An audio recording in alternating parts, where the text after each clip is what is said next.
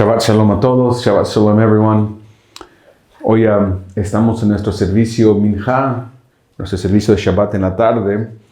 Tenemos la parashá Nodá La'adon, de los Ketuvim Talmidim, de las escrituras de los discípulos, y se dio cuenta el Adón, el Señor, hablando de Yeshua, que cubre esta parashá del libro de Yohanan, Juan, capítulo 4, verso 1 al 6 y verso 71. Está largo el capítulo 6.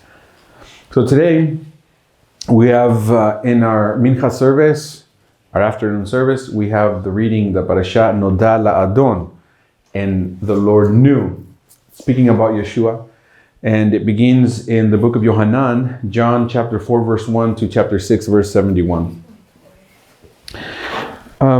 Recogemos aquí, ahora tenemos a Yeshua. Yeshua ya va en su ascensión, ¿verdad? Yeshua ya va en su ascensión, ya lo están reconociendo, ya están mirando que él puede hacer milagros y ya mucha gente lo empieza a seguir. Yeshua comienza un movimiento de personas que creen en él como el Mesías ahora. Entonces, en esta parasha vamos a mirar más de esa ascensión de Yeshua, que él se deja ya saber lo que él es y cómo él es. So here we have the ascent of Yeshua, chapter 4, in the sense that he's beginning to assert his position as the Messiah of Israel.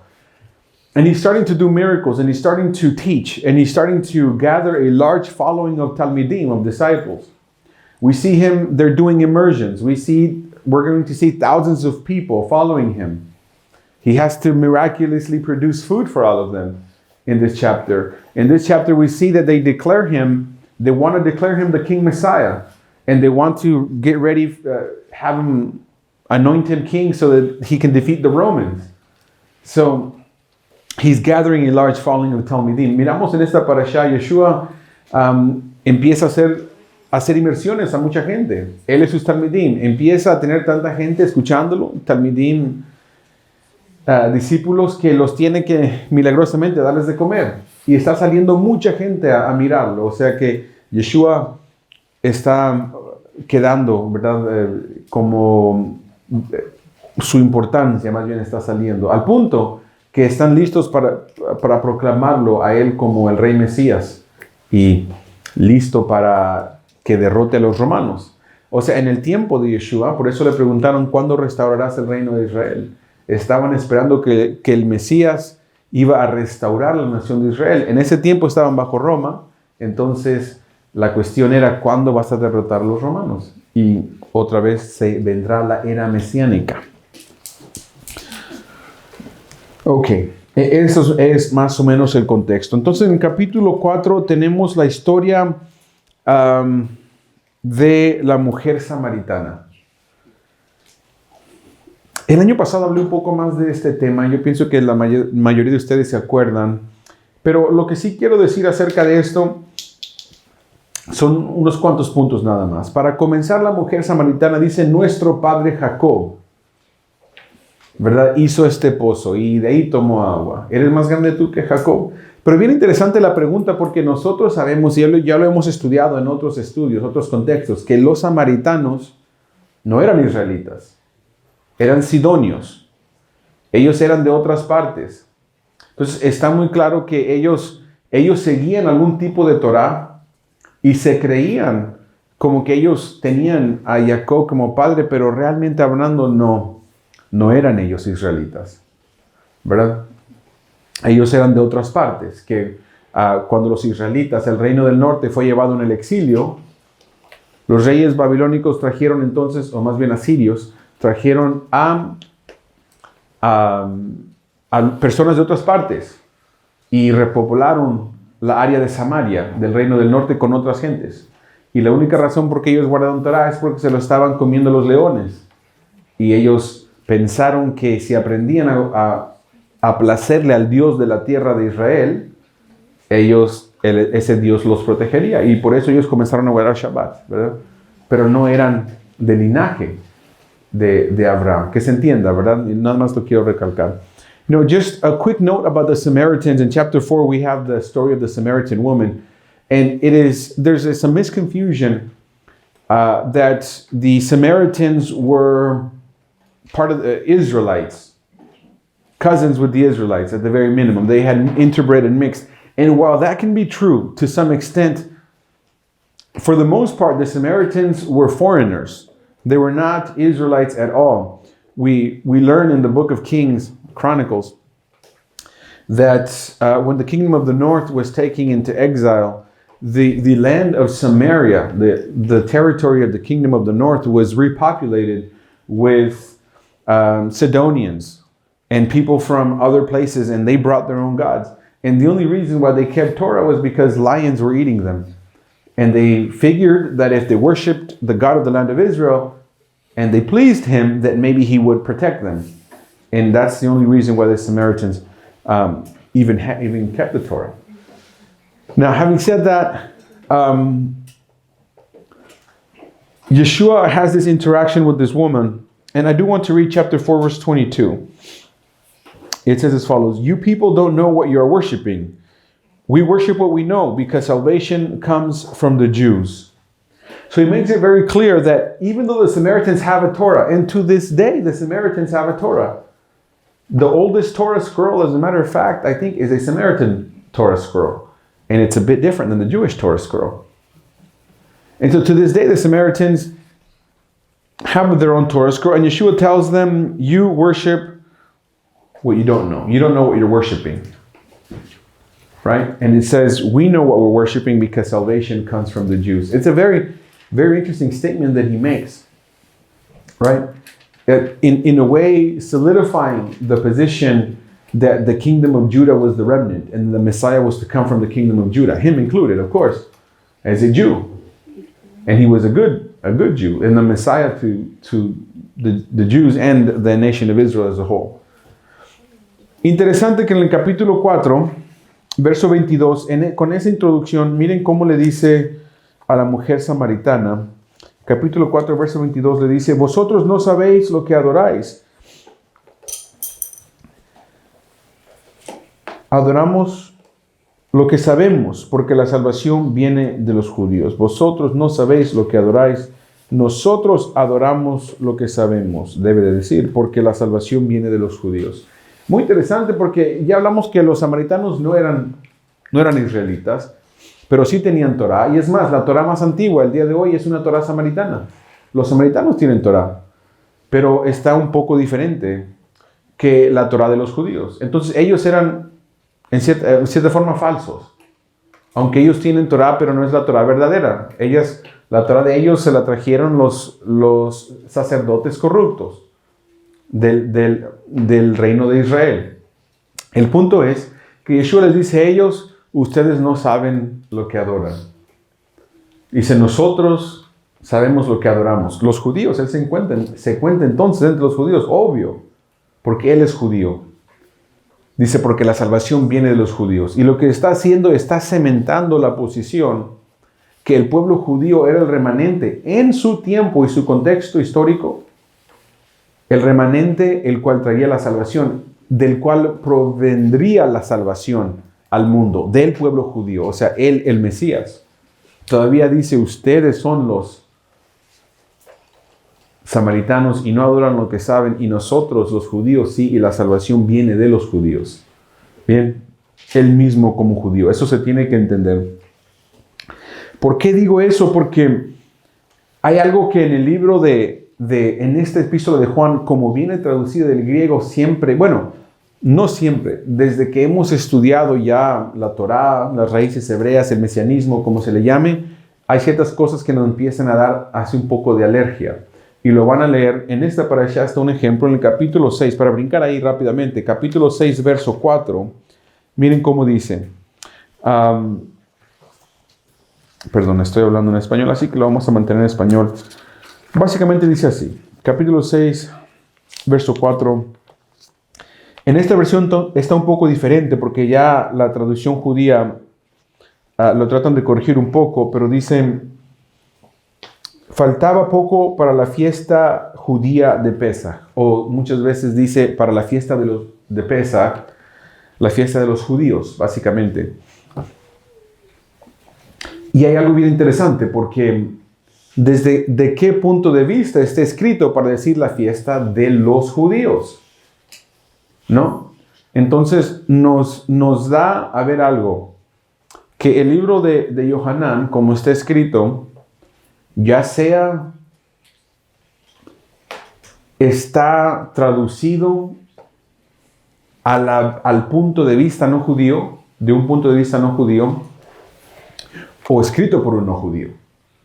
¿Verdad? Y los que han indagado más, que han estudiado, aún en el cristianismo, porque en el cristianismo esto es algo muy conocido, le llaman las epístolas sinópticas. ¿Han escuchado de eso? Las epístolas sinópticas.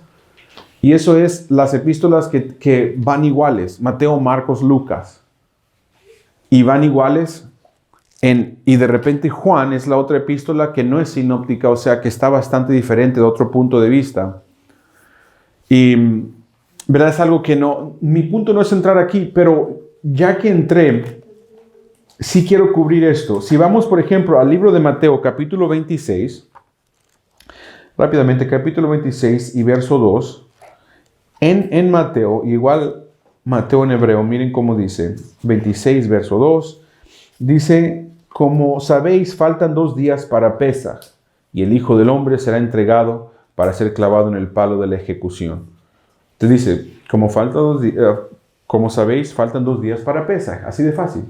Faltan 2 días para Pesaj, ¿no? Si vamos a Marcos capítulo 14, verso 1, dice de esta forma, faltaban entonces 2 días para Pesaj, es decir, el festival de Matzah. Si vamos, y lo mismo está en Lucas 22, verso 1 dice, pero el festival de Matzah, conocido como Pesaj, estaba próximo. Y es solamente en capítulo 6, verso 4 de Juan, donde dice, y estaba la fiesta de los judíos. Entonces, Mateo, Marcos, Lucas, todos dicen, venía Pesaj, o faltaban 2 días para Pesaj. Y en Juan dice, la fiesta de los judíos.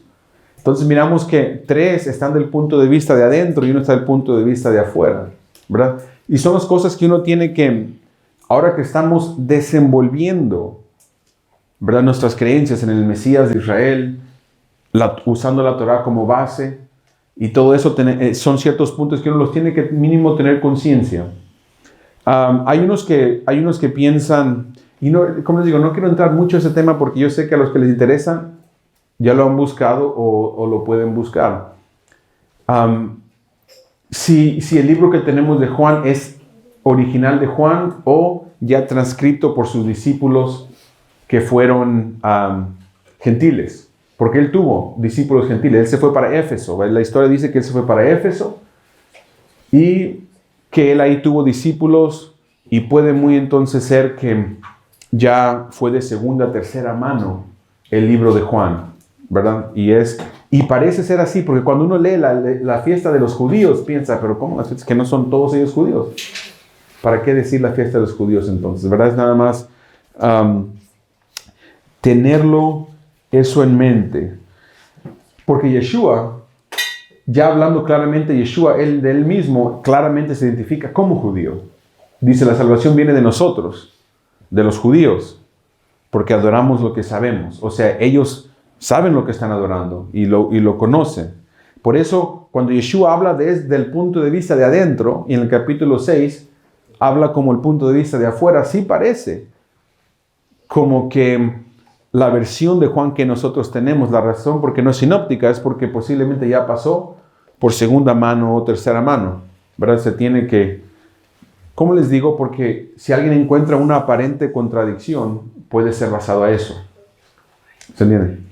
Okay, so I took a small detour here because as you start to study the Hebrew roots and the Messianic movement, as however you want to call it, as we start to study Torah more, you will start to become, I'll use the word allergic to certain things, or certain things pop out at you that just don't seem right. And there's one here because we see Yeshua talking to the Samaritan woman, and he clearly identifies as a Jew. And he says salvation comes from the Jews. We worship what we know. And then he tells her that he's the Messiah. So he's clearly inside. But then in the same parasha, in the same portion, in chapter 6, we seem to read a different perspective. In chapter 6, verse 4 says, now the Judean festival of Pesach was coming up. And this version tries to clean it up. Other versions will straight out say, and the Jewish festival of Passover. Okay, that seems to be written from a perspective that's non-Jewish. It's their festivals coming up. But it's supposedly written by John the Apostle. So what is going on? He was there. He was a Jew. It's his festival too, not just the Jews' festival. So why then is it written like it is written? From a non-Jewish perspective, it appears. And I don't want to make this a class on the history of the Gospels and the first century Judaism and all of these things, because even within Christianity, there is a lot of debate about the synoptic Gospels and John, some versus the other, Matthew, Mark, Luke versus John, how they narrate the event. Some believe that it was the disciples of John who wrote this based on his stories, not so much first-hand account, because it appears to have already theology built in, right? The reason why I bring this up is because just as I went through this, many other people will go through this where they will say, wait a minute, why does it say the Feast of the Jews? Who wrote this? Why is it written that way? We need to understand that the Gospels as we have them now have been hand copied. When something gets hand copied, there's always the bias of the translator, the transcriptor, the person making the copy.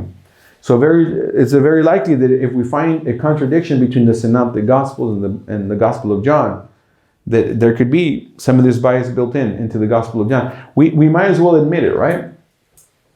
And as we try to undo a lot of the 2,000 years of tangling up that the church has done, we just have to admit some of the tangles and just untangle them, right? And it starts by kind of pointing these things out. I firmly believe on the side of what Yeshua actually says here, what he tells the Samaritan woman, which is that the salvation comes from the Jews and he himself, right, considers himself a Jew. And that should be the point of view. Okay, I wanted to point that out. And just as evidence of that, I quickly wrote down Luke 22 verse 1, Matthew 26 verse 2, and Mark 14 verse 1. If you read all of those accounts of when the festival of Pesach was approaching, it just simply says it was 2 days until Passover. Or right before Passover, which is also unleavened bread. Right? Hamatzah. So that's all it says. It's only here in John where it says the Jewish festival. Right? And so I'm pointing out that the other Gospels seem to agree in the fact that everyone here it's our festival. No need to point out Jewish. And in John, it points out the festival of the Jews. So if it sounds weird, it is weird, right? And there's probably a reason for that. I won't get too much into that. I just wanted to point that out.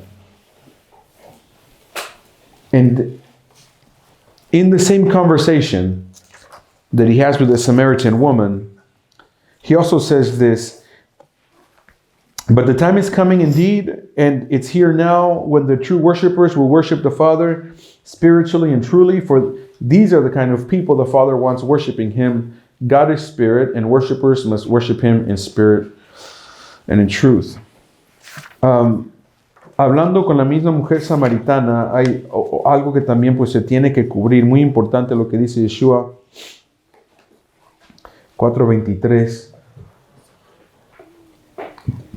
Pero no tardará en llegar el tiempo, y de hecho es ahora, cuando los verdaderos adoradores adorarán al Padre de manera espiritual y verdadera, porque estas son la clase de personas que el Padre desea que le adoren.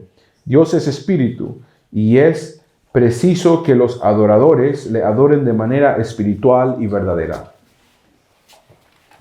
¿Qué le está diciendo Yeshua? En una forma no muy obvia, le está diciendo lo que él les vino a enseñar al pueblo judío, que aunque de ellos viene la salvación, miren, aunque de ellos viene, de una forma le dice de nosotros viene la salvación. De otra forma le dice, no están adorando al Padre verdaderamente, en espíritu y en verdad. ¿Por qué? ¿Por qué? Lo vamos a ver aquí el ejemplo. Miren que está el ejemplo. Si no estoy mal, es el capítulo 5. No, sí, capítulo 5. Sí, está en el capítulo 5 la historia del paralítico. Y el paralítico, todos sabían que tenía muchísimo tiempo paralítico. No había duda que era paralítico. Miren, de repente alguien lo sana. Alguien lo sana. Y los que tenían una relación con el Eterno, los que guardaban Torah, los fariseos, los escribas, en vez de adorar al Eterno, porque se había manifestado en forma milagrosa en sanar a una persona que estaba inválido por tantos años, se enojaron porque Yeshua lo hizo en Shabbat. Ese es el legalismo, que el milagro lo ignoras para ver el problema. Ese es el legalismo. Y por eso le dice Yeshua, ahora es el tiempo cuando los verdaderos adoradores le adorarán al Padre en espíritu y en verdad. Quiere decir que no es, y como Shaul lo puso, la letra de la ley. El judaísmo, que en cierta forma es el remanente, estaban bien a la letra de la ley. Decían, ok, está bien. El paralítico que ha sufrido toda su vida y su vida es terrible porque está paralítico, sí, fue sanado, pero no me importa, lo hizo en Shabbat. Enojémonos porque lo hizo en Shabbat. O sea que el legalismo te lleva a ignorar el milagro para enfocarte, ¿se entiende?, en el problema. Y eso no es adorarle al Eterno en espíritu y en verdad. Eso nada más adorarle al Eterno legalísticamente. Entonces son los ejemplos que vamos a mirar y es lo que quiere decir Yeshua, que es el tiempo y el ejemplo que Él nos deja es de amarle verdaderamente al Eterno en un sentido espiritual, no en el sentido legalista, que es lo que Él vino a darles duro contra el legalismo, ¿En qué forma se manifiesta esto, verdad? Porque alguien puede pensar, bueno, está bien, le adoramos espiritualmente, pero prácticamente, ¿qué quiere decir? ¿Qué quiere decir? Y es lo que mismo Yeshua les dice. No quiero brincar, bueno, sí, voy a brincar ahí, ¿por qué no? Capítulo 5, verso 44, les dice, voy a parafrasear, les dice, ¿cómo ustedes pueden tener fe o confianza? Están muy ocupados alabándose unos a otros en vez de buscar la alabanza del Eterno. Bien, porque nada más, ¿verdad? Un fariseo legalista al otro y a ver qué tan largos están tus tzitzit. Muy largos. Bien, ese sí es verdadero guarda Torah. Miren los tzitzit que trae. Mejores, lo mejor, ¿verdad? Para que quede de ejemplo, que estaban nada más mirándose, quedando bien uno con otro. Si le ayudas a alguien, es para quedar bien, para que todos miren. Y creen que eso es Torah. ¿Lo entienden?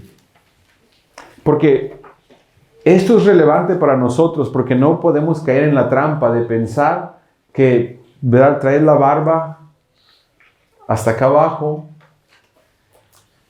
y los tzitzit larguísimos y anunciar lo que uno hace para ayudar, que de repente eso es Torah. Bien, traer tzitzit es Torah, yo entiendo. Y no rasurarse, enseñamos que no es bueno rasurarse, es contra la Torah. Tenemos que tener algo de barba. Bien. Ayudar, está bien, lo tenemos que hacer. Sí es Torah, pero no hacerlo para quedar bien unos con otros. El que le adora al Padre hace cualquier cosa para adorarle al Eterno. Más bien, hace todo lo de la Torah para quedar bien con el Eterno. ¿Se entiende? Si los fariseos hubieran tenido eso, al ver que Yeshua sana a un paralítico en Shabbat, le hubieran dado gracias al Eterno, porque un hombre de Israel que había sufrido por tantos años había sido sanado. ¿Se entiende? Así de fácil.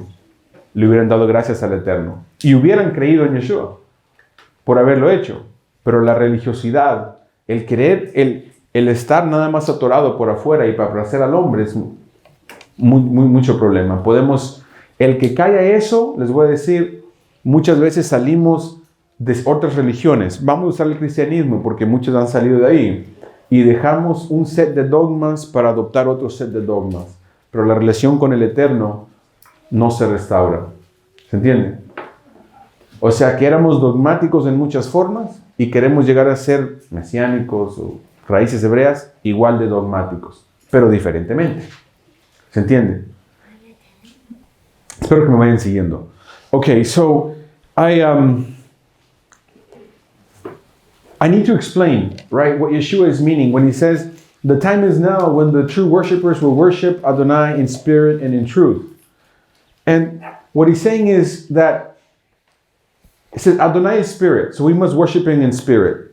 But it really means that it has to come from inside of us to please Adonai, to keep the mitzvot. When we see the mitzvot, it has to be something that we want to keep to please Adonai, not to please others. And this is what he was preaching against to the Pharisees and the scribes and the people who taught Torah. He was saying, you guys are too busy trying to look good for each other, and you think that you're keeping Torah. For example, right? You have the longest seat, and you like to pray in public so they see you, and you like to do good things so that they announce it, right? He says you do a good deed and you want them to sound a horn so that everyone finds out you did something good. And you're busy trying to make other people think you're good, and you forget to make sure Adonai thinks you're a good person. That Adonai thinks you're keeping the mitzvot. You're trying to impress other people. Right? And so what he's teaching against is the legalistic way of keeping Torah. Right? The legalistic way of keeping Torah. And the legalism will lead to what we read in verse 5 of this parasha, where Yeshua heals a man. He has been oppressed for many years. He's been an invalid, a paralytic. And when he is healed on Shabbat, the Pharisees, instead of praising Adonai for the miracle he just did and for healing a brother of theirs, instead they get mad that he's carrying his mat on Shabbat. So what legalism will do, it will blind you so that you ignore the huge miracle to focus on the little tiny problem. Okay, fine, the invalid was healed. I don't care about that. Now that he can walk, first thing he did was carry on Shabbat. Look at that. He should be an invalid again. Someone go break his back. Go break his back again. Because how dare he carry the mat on Shabbat, right? That's what legalism will do. When they should be praising Adonai for the miracle, they will completely miss it to focus on the problem. And the practical thing here of worshiping Adonai in spirit and in truth is really doing the things that we do as we study Torah, as we learn and we apply, to do it to please Adonai, not man.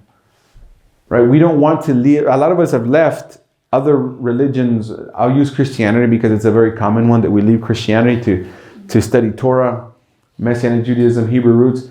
And we leave one set of dogmas and we cannot just come and adopt a new set of dogmas and become very dogmatic. Right? Very legalistic about a lot of things.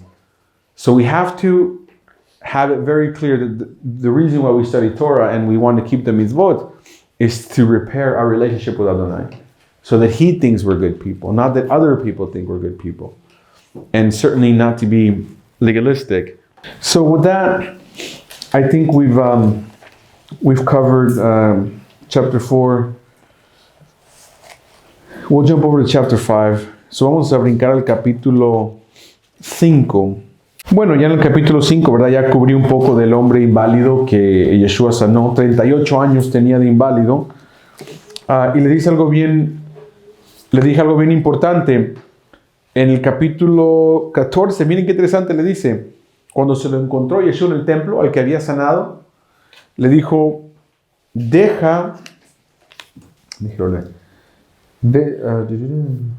después Yeshua lo encontró en el patio del templo, le dijo, ves, estás bien, Ahora deja de pecar o puede que te suceda algo peor. Qué interesante, ¿no? Que tiene 38 años de inválido. Eso es muchos años. Imagínense, 38 años de inválido. Y yo sé que puede haber personas inválidas que tienen mucho tiempo, ¿verdad? Y pues no los quiero, ¿verdad? Que se sientan mal, si ese es el punto. El punto es aquí que 38 años es mucho tiempo y este hombre es sanado y le dice a Yeshua, deja de pecar, no sea que te pase algo peor. ¿Y cuál es el mensaje que le está dando? Que él, miren, si alguien es inválido por 38 años y es sanado así milagrosamente, ¿debe de dudar en el Eterno? Ya cuando alguien tiene una experiencia que sabe que el Eterno es, que Él existe y que Él sana y que Él ahí está y que su mano es poderosa y hay tanta prueba que ya no es inválido, ¿cómo puede dudar en el Eterno? ¿Se entiende? Así que en cierta forma, ¿verdad? No voy a decir aquí que nadie aquí es inválido, pero en una forma espiritual, uno cuando llega a un punto que entiende lo que el Eterno es, cómo Él obra, quién Él es,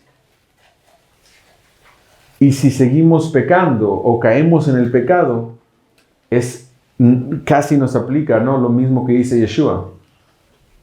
Hey, tú ya viste y experimentaste la mano del Eterno, deja de pecar, te puede pasar algo peor. O sea, si ya experimentaste el Eterno y no te importa, al punto que pues sigues siendo pecador o eres pecador, aún sabiendo que el Eterno es y que Él sana, ya te sanó y todo eso, te puede pasar algo peor.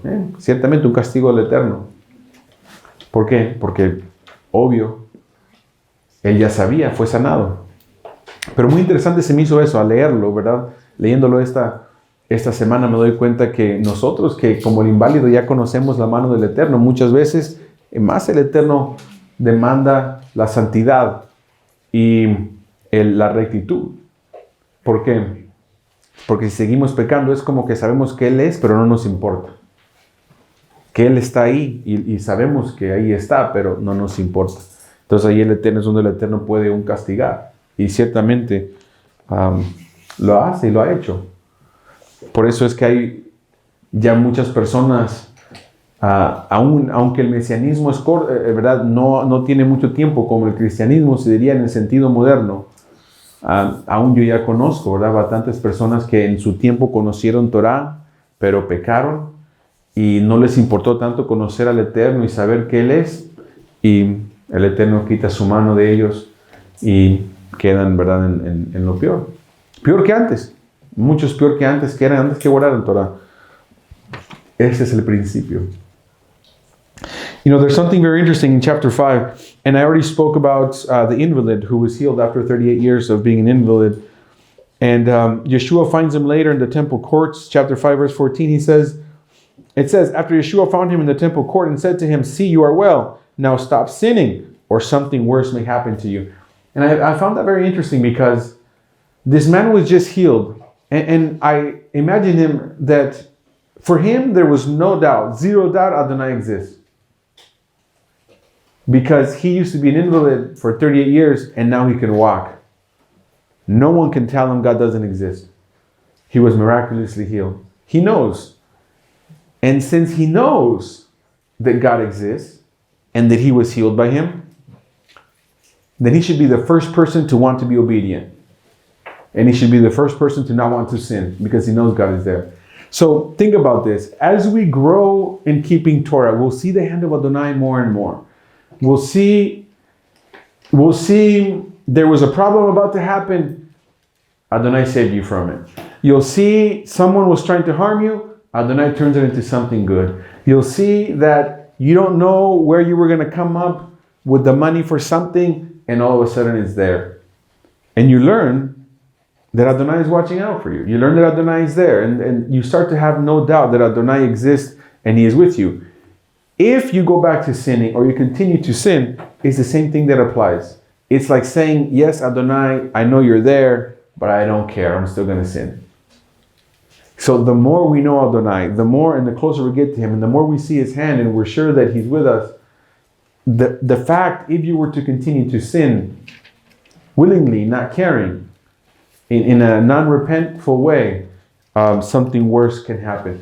And I think that is why some people end up worse than they were before after they study Torah. They go back, and I think this principle is at work. Let's go to verse 25. Chapter 5, verse 25. It says, "Yes, indeed, I tell you that there is coming a time, in fact, it's already here, when the dead will hear the voice of the Son of God, and those who listen will come to life." Interesting.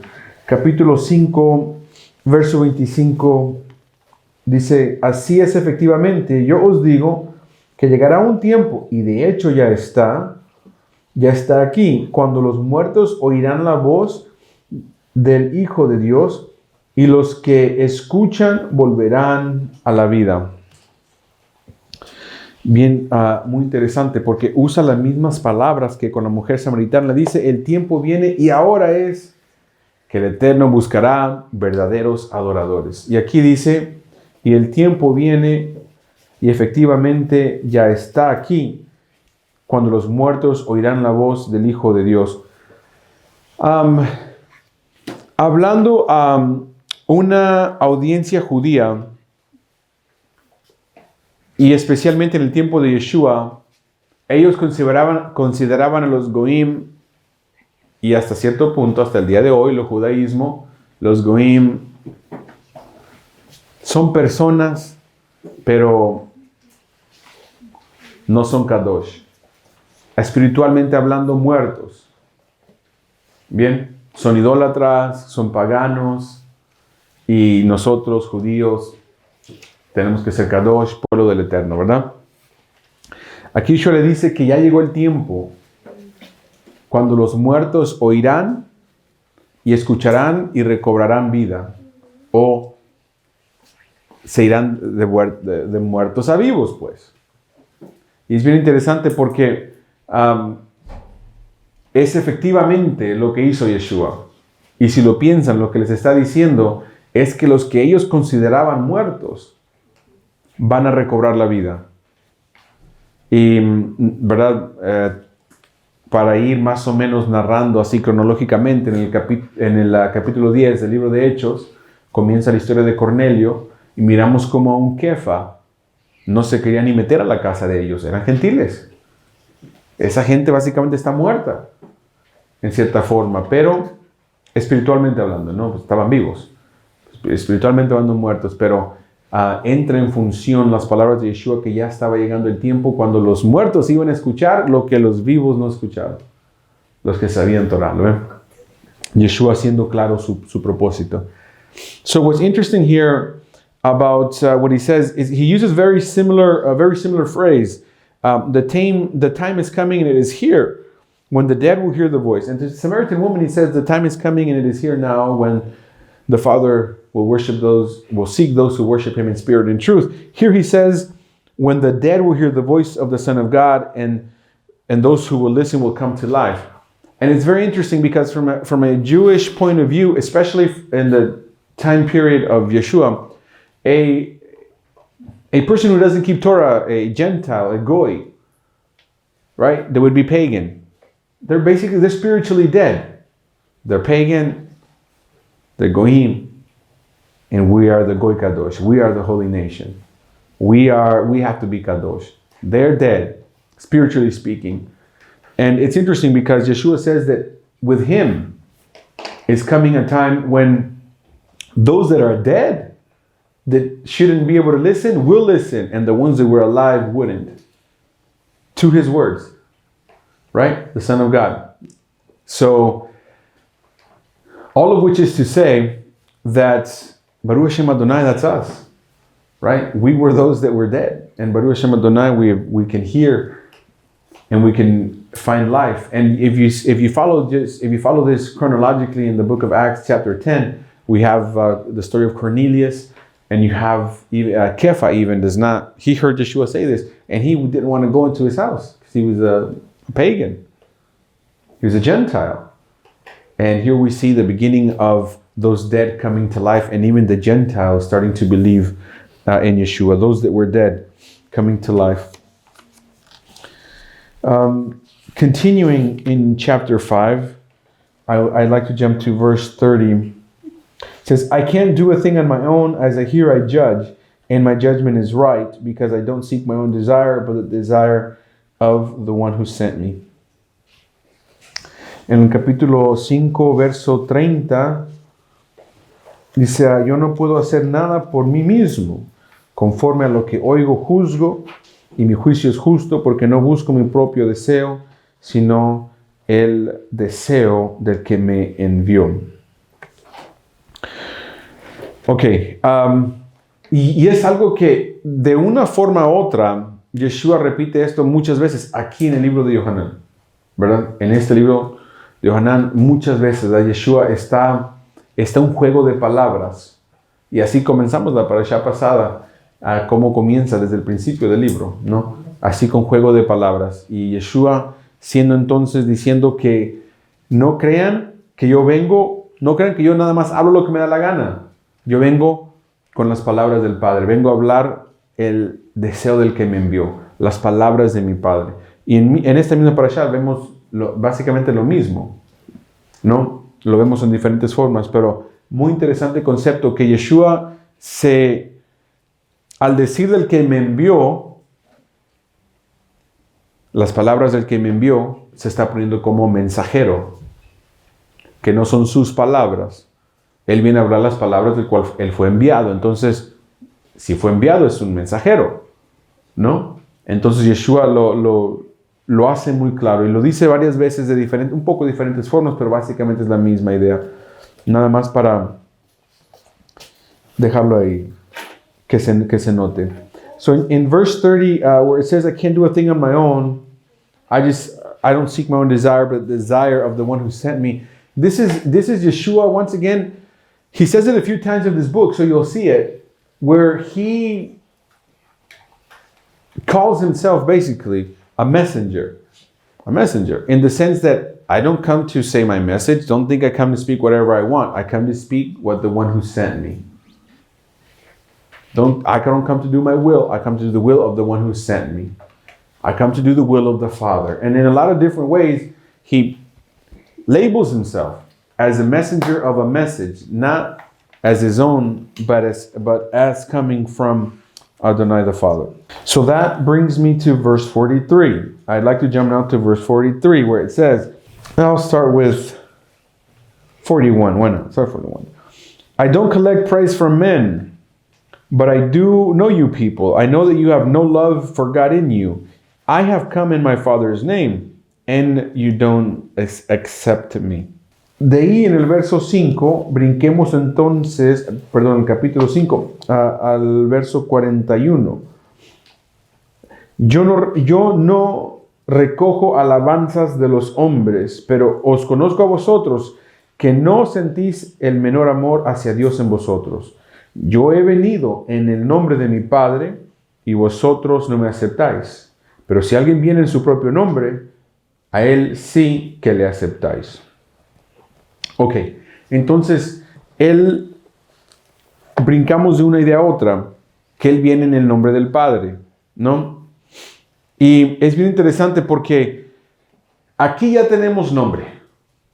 Y así dice, viene en el nombre. Pero, ¿qué exactamente quiere decir el nombre? Nos debe dejar pensando. En hebreo, si está hablando aquí hebreo, pues obvio tiene que estar hablando hebreo, va a usar la palabra Shem. Shem, ¿no? Shem quiere decir nombre. Nosotros tomamos, ¿verdad? Que, pues, ¿cuál es tu nombre? Yo me llamo Pedro. ¿Y tú cómo te llamas? Juan. ¿Y tú? Francisco. ¿Verdad? Y para nosotros eso es nombre. El concepto de Shem en hebreo se refiere a lo mismo, pero siempre tiene otro significado. Es más, igual de prevalente que la simple manera que alguien se le llama. Por ejemplo, aún usando hebreo, a un hebreo moderno, se les voy a explicar de esta forma. ¿Cómo te llaman? Es cómo es que te identifican a ti, ¿verdad? ¿Cómo sería en hebreo? Se diría, Ech korim lecha. Ech korim lecha. ¿Cómo te llaman? A mí me llaman Carlos. Así me llaman. También se puede decir, Ma shemcha. ¿Cuál es tu Shem? Las dos son sinónimas en el hebreo moderno. En el hebreo de la Torah antigua no son sinónimas. Porque el Shem es mi carácter también. El Shem tiene que ver con quién la persona es. Piensen. Le dice el Eterno a Abraham, no más serás llamado Abraham. Ahora serás Abraham. Porque serás Av-Hamon Goim. Porque serás padre de multitud de naciones. Ese era un carácter, un atributo de Abraham, que él sería padre de naciones. Yitzhak, bueno, a un Yitzhak le pusieron Yitzhak, ¿por qué? Porque su madre se rió. Cuando escuchó que ya viejita iba a tener un hijo y le pusieron risa. Entonces su nombre, ¿verdad?, tenía ese significado. A Jacob, un poco más claro, él se fue de Jacob, el que agarra el talón, a Israel, el que pelea con el Eterno. ¿Se entiende? Entonces te da tu carácter. Jacob es el que lucha. Y lo miramos en esta parasha. Él luchó toda su vida con Esav, con Labán, con los de Shechem. ¿Verdad? Entonces, Jacob era el que lucha. Entonces, cuando leemos que Yeshua dice, yo vine en el nombre del Padre, la mente occidental de nosotros piensa, ¿y cuál es el nombre? ¿Cómo le llaman al Eterno? No es el concepto de Kará, de cómo te llaman, en el sentido que cómo te identificas fonéticamente, cómo se pronuncia tu nombre, sino que el hebraísmo aquí, no lo tengo en hebreo, ¿verdad? Pero tengo que asumir que hablando en hebreo, el hebraísmo es Yeshua diciendo, yo vine con el carácter del Padre. No en el nombre de la pronunciación, Kará, sino el Shem. El carácter del Padre. Entonces es el carácter del Padre el que puede sanar en Shabbat. ¿Por qué? Porque el Shabbat es para hacer bien. Melajá, ¿cómo dice el mandamiento? ¿Verdad? Kol melajá lo ta'asu. Ninguna obra haréis. ¿Pero de qué obra está hablando? ¿Es sanar obra? No. El judaísmo lo ha llamado obra, lo llamaban obra, pero el Padre nunca lo llamó obra. El Padre es misericordioso y Yeshua lo vio en Shabbat y en Shabbat tuvo misericordia de él. Entonces, no leamos, ¿verdad?, este verso de decir que, porque alguien fácil puede decir, oh, Yeshua vino en el nombre del Eterno, ¿y cuál es el nombre del Eterno? Yud Hei Vav Hei, y tomar ese ángulo. Pero para mí lo que estamos aquí enfrente es un hebraísmo, que Yeshua está diciendo que Él vino para demostrar el carácter del Padre, la misericordia en un Shabbat si es necesario, ¿verdad? Sanar, hacer la obra, aunque obra fuera, no es quebrar la Torah, ¿se entiende? Entonces, el concepto de Kará contra el concepto de Shem, y es lo que pienso que aquí está diciendo Yeshua. Okay, so in verse 43, I think there's a hidden Hebrewism that doesn't jump out at you unless you understand, well, the Hebrewism. And I don't have it in Hebrew, so I can't tell you for sure. But it says, I have come in my Father's name, and you don't accept me. To the Western mindset, you hear the word name, and you think, well, I have a name, and my wife has a name, and I gave my children a name, and everyone has a name. And Yeshua came in the name of the Father. That's what it means. But I think we're actually in front of Hebrewism here. And I think we're in front of the word Shem, where Yeshua said, I came in the Shem of the Father, which would mean the character. Shem means character. And even in modern Hebrew, for example, there's two ways you can ask for someone's name. You can say, Ech koreim lecha. What do they call you? And that's basically saying, what's your name? Or you can say, Ma shemcha. What is your name? Now, but they're not the same thing in biblical Hebrew. In modern Hebrew, maybe they're synonymous. But in biblical Hebrew, is what do they call you is, yeah, what is your name? Like we would take it. But your Shem, that has character into it. What is your character? How are you?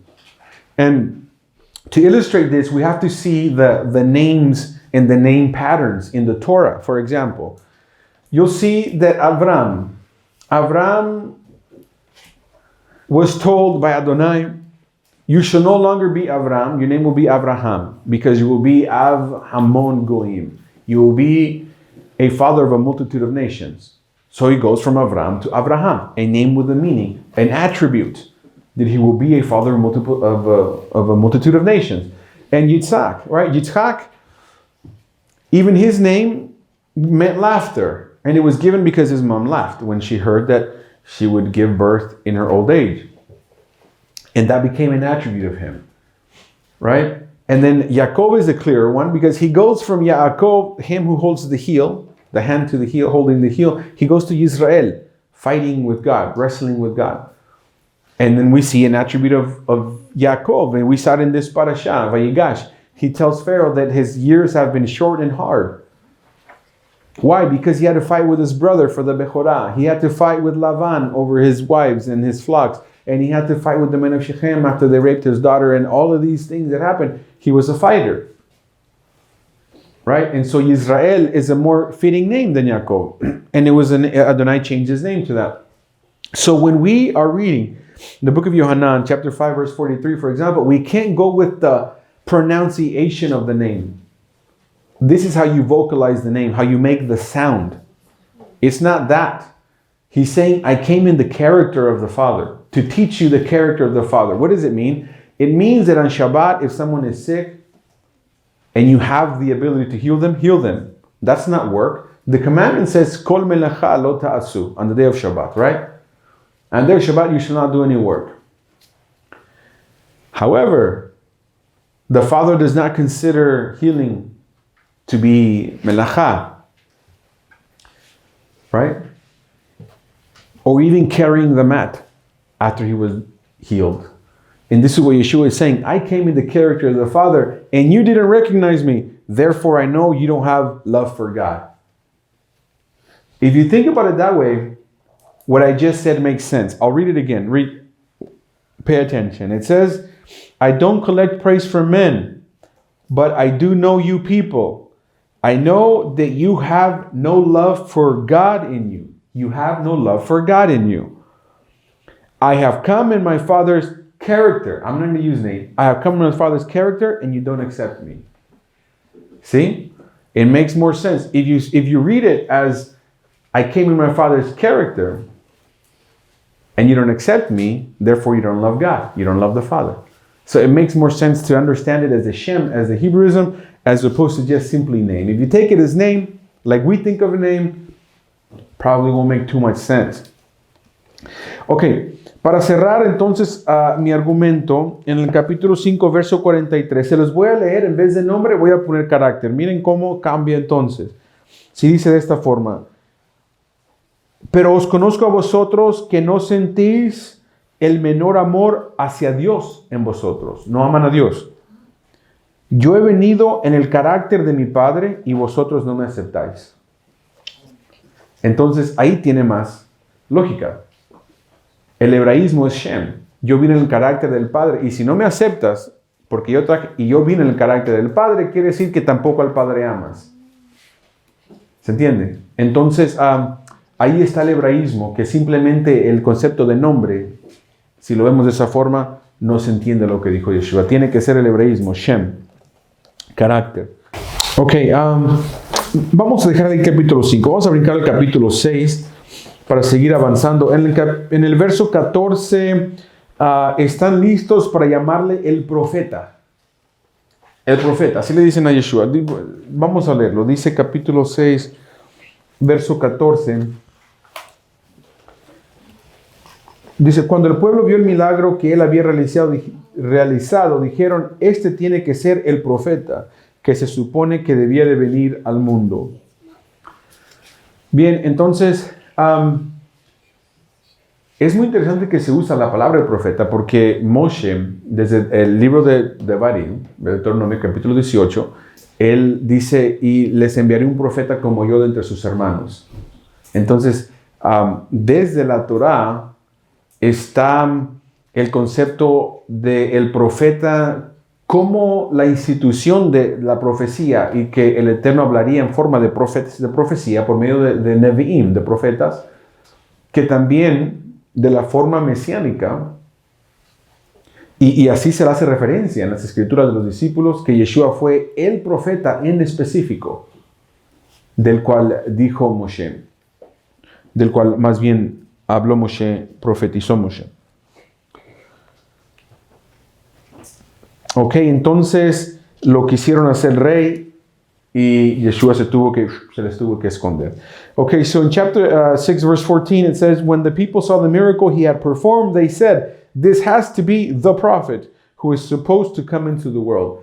And it's very interesting that they use the phrase the prophet, because that takes us right back to the book of Deuteronomy, Devarim chapter 18, where Moshe says he institutes the role of prophecy. Because if you read the context, right before then it says that you should not listen to the kosmin, the necromancers, the magicians, those kind of people. It says, I will speak to you through prophets. Right? So there's Adonai saying that he will speak to the people of Israel through prophecy and Nevi'im and prophets who would speak his word. But then again, there's the concept of the prophet and the prophet like Moses. And we see that this is a concept that is handled in the New Testament, the writings of the disciples, as Yeshua as the prophet. That there is also a particular prophet like Moses. And that is why the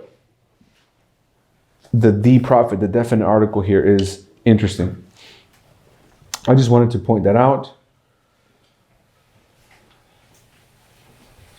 Oh, we have to jump to verse 27. Ahora vamos a brincar al verso 27. I'll read it in English first. It says, don't work for the food which passes away, but for the food that stays on into eternal life, which the Son of Man will give you. For this is the one on whom God the Father has put his seal. Very interesting. 27 ahora. Dice, no trabajéis por la comida que se acaba, sino por el alimento que permanece para vida eterna, que el Hijo del Hombre os dará. Porque este es aquel sobre el cual Dios el Padre ha puesto su sello. La razón por qué esto se me hace eso interesante es porque entre uno más estudia cómo trabaja históricamente los asuntos del Tanaj, vamos a así decirlo, nos damos cuenta que Yeshua dice el que me envió y se pone como mensajero del Padre. Pero ¿sabían ustedes que cuando un rey mandaba una carta, agarraban cera y la ponían en el pergamino? O sea que el pergamino se enrolla. Si tuviera un papel extra lo podría hacer. El pergamino se enrolla. Voy a usar este de aquí. Si me permiten, me gusta usar ejemplos. Ajá. Ok, el pergamino se enrolla con el mensaje del rey. Y aquí en esta abertura lo sellaban con cera. Y luego el rey tomaba un sello especial que él tenía y solo él tenía y le aplastaba en la cera caliente y quedaba perfectamente sellado. Entonces, cuando alguien llegaba, el mensajero decía, X persona, traigo un mensaje del rey, y se lo daba así, la persona decía, a ver, dámelo, y miraba y decía, este es el sello del rey, es cierto, a ver, déjelo leo. Y sabía que estaba hablando o estaba leyendo la palabra del rey, lo que el rey había mandado, porque el que vino trajo el sello correcto. Pero ¿qué tal si llega, verdad? Vamos a decir que en la guerra, por ejemplo, el rey manda direcciones a un comandante, al general del ejército, y llega uno corriendo, ¿no? O en caballo, trotando, y dice, general, le traigo noticias del rey. Aquí están sus órdenes. Y las agarra y ve otro sello, ¿verdad? ¿Qué pasa? Dice, esto no es del rey. Este no es el sello del rey, yo lo conozco. Yo conozco el sello del rey. Yo sé reconocer. No lo reconozco. Sin embargo, el que conoce el sello del rey, entonces sabe cuál es el mensaje. Entonces, la frase aquí muy interesante, cuando Yeshua dice, porque yo soy el cual el Padre ha puesto el sello. Entonces, definitivamente me deja a mí la interpretación que Yeshua está diciendo, obvio, yo soy el mensajero correcto. Yo os traigo correctamente el sello. Bien, ahí está una interpretación muy práctica para lo que está diciendo Yeshua. Okay, I found this, the concept of the seal, the one whose God has put his seal. There's a lot of ways to understand this, but I'll give you one possible explanation that makes quite a bit of sense to me.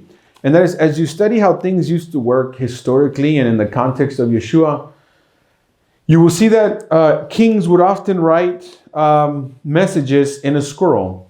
And they would seal the scroll. They would put hot wax on the scroll and seal it. And then they would stamp it with their seal. And it was a seal that only the king had.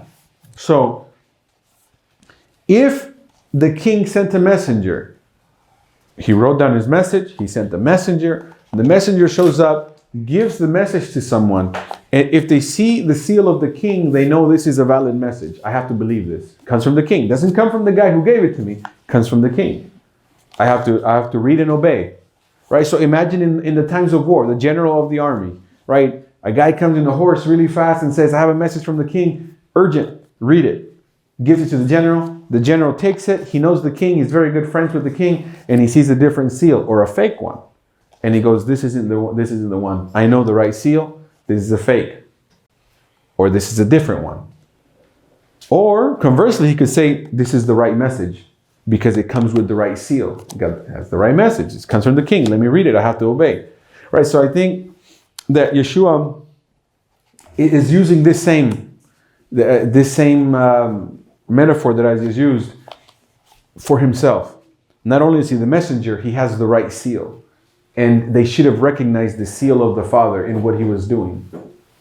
So the book of Yohanan, for a lot of reasons, it has some very deep concepts. And just in this parasha alone, we see that Yeshua is talking about him as the character of the Father, bringing the message of the Father. Him with the right seal that they should recognize as had the character of the Father, right? Yet we see that they didn't. Nevertheless, I think this is what is going on behind the scenes that maybe not be very obvious at first. Ahora, el libro de Yohanan, como lo estamos leyendo, tiene muchos conceptos así. Por cualquier razón fue escrito de una forma, y ya lo tenemos de una forma que tiene ciertos conceptos así bien profundos, ¿verdad? Porque solo en esta parasha, tenemos a Yeshua diciendo que Él vino para traer el mensaje del Padre, no vino para hacer su voluntad. Tenemos a Yeshua diciendo que Él vino en el nombre del Padre, el carácter del Padre, el Shem. Pero que como no lo aman a Él, tampoco al Padre. Porque obvio, si Él actúa como el Padre y no lo aman a Él, no aman al Padre tampoco. Y aquí diciendo cómo el Padre puso su sello en Él. O sea que Él trae el mensaje correcto, con el sello del Padre. Y tampoco lo reconocen a Él. Son estos conceptos, sino bien, entonces, profundos. Vamos a... Sí, vamos a cubrir 6:54. Capítulo 6, verso 54. I want to jump to chapter 6, verse 54. Perdón, antes de llegar ahí. El último punto. Bueno, el punto que ya estaba dando anteriormente. Le preguntan a Yeshua, ¿qué señal nos puedes dar? Se me olvidó cubrir esa parte. Estoy mirando aquí mis notas. Y dicen que él es el profeta como Moisés. Y después le dicen, ¿qué señal nos puedes dar? ¿Verdad? Así le dicen. Dicen, nuestros padres, Moisés, les dio de comer maná en el desierto. Y Moisés fue el profeta que tú mandaste. Ok, miren, lo quise añadir aquí, no me lo quise brincar por la razón que, cómo encaja.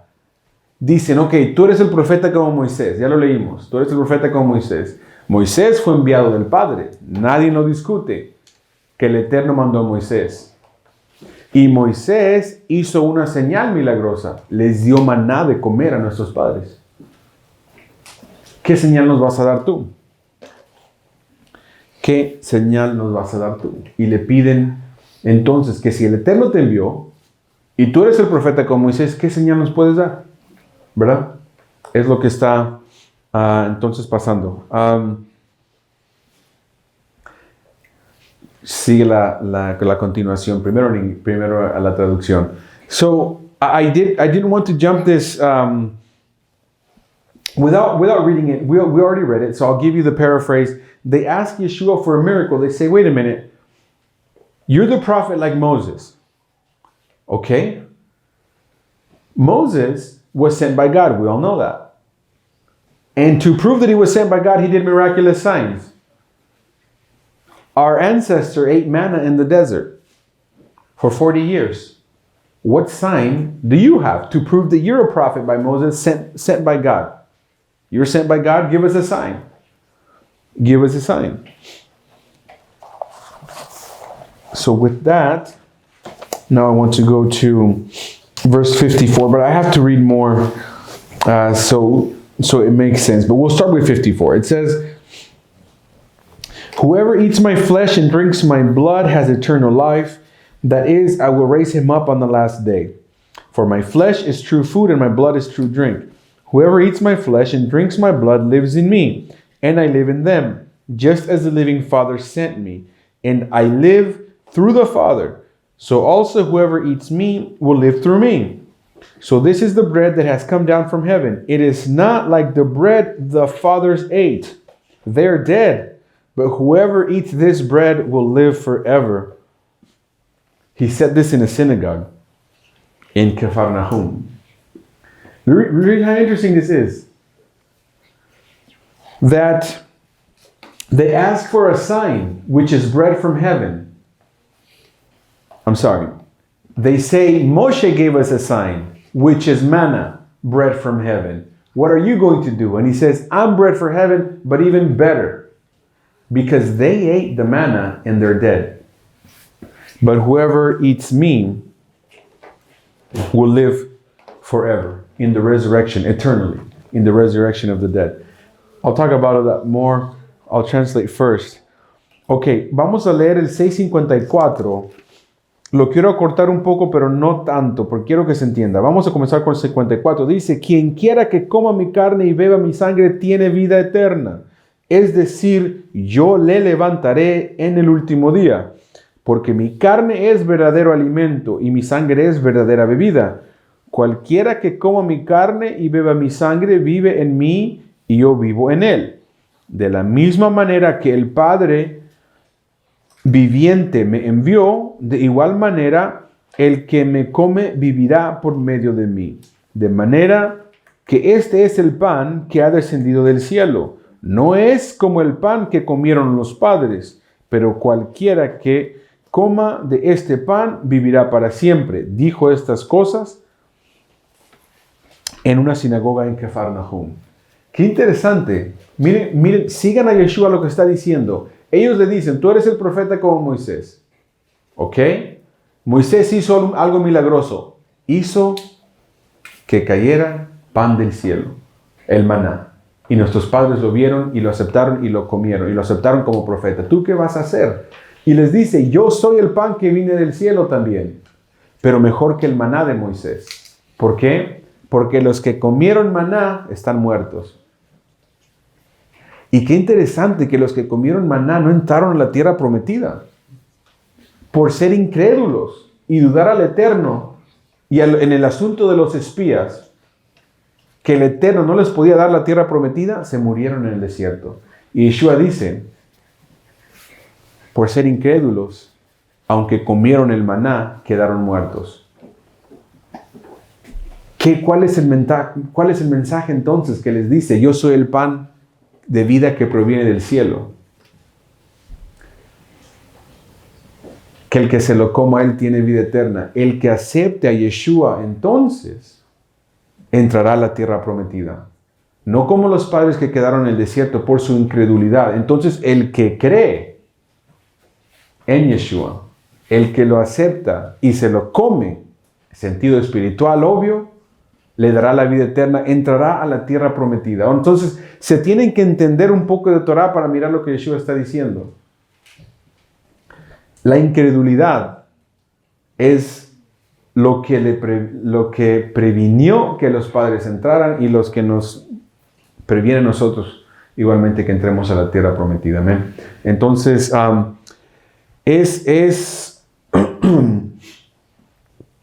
vamos a básicamente terminar aquí, ¿verdad? Voy a cerrar con ese análisis. Y eso es, lo que dijo Yeshua fue fuerte. Muchos lo tomaron literalmente, dijeron, ¿cómo lo vamos a seguir? Palabras duras. ¿Cómo nos lo vamos a comer? ¿Cómo vamos a tomar su sangre?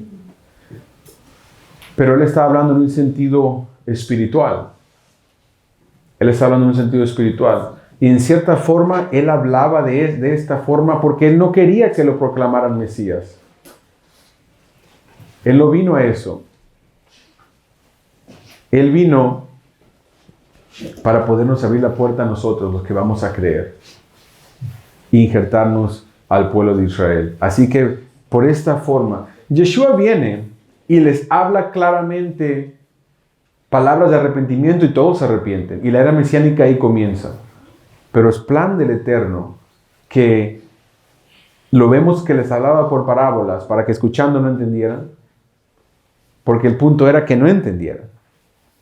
Yeshua tuvo que sufrir. Él tuvo que pasar por todo el rechazo del pueblo judío a propósito para que nosotros tuviéramos entrada.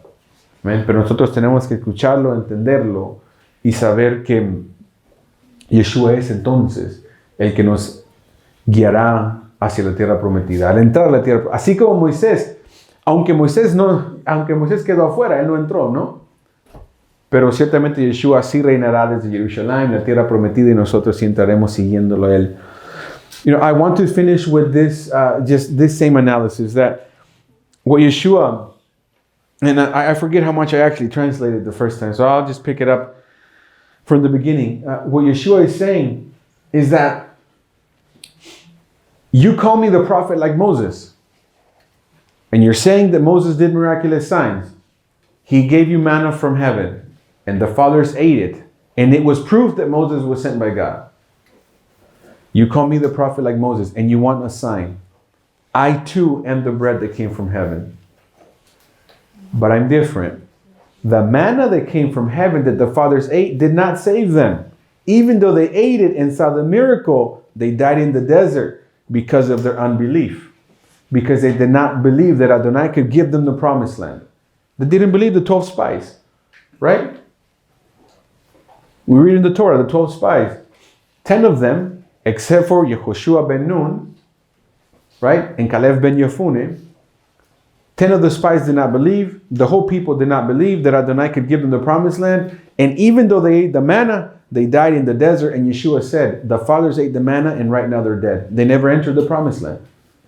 So don't think that the miraculous manna was going to save you. It didn't save them. But I am the bread that if you eat me, I will give you eternal life. Not literally to eat him, spiritually to eat him. In the sense that we take his teachings, right, inside of us. And we're able to accept him. And in this way, he will lead us to the promised land. He will reign from the promised land. We will be able to enter. And this is his message to them. He said it in the synagogue. He said it in the synagogue, right? Now, it was the plan of Adonai all along that they would not understand this. The Jews would not understand this. The Jewish people would not understand. They would reject him. This is why he says really hard things. He spoke in parables so that listening they would not understand. And then many people, even it says here, heard him say, these are hard words. How are we going to eat him and drink his blood? What is he, crazy? A lot of people left because of this. And this was the point. Yeshua's point was not to be accepted right then and there. It was indeed to be rejected. It was indeed to have to suffer. But through all of that, the plan of redemption then opens up for us who do see, who do understand, who do eat him, the manna that came from heaven that will give eternal life. Right? It will give eternal life. It will help us to end up in the New Jerusalem. Baruch Hashem Adonai. It will happen, and we'll end it there for today. Shabbat Shalom to everyone.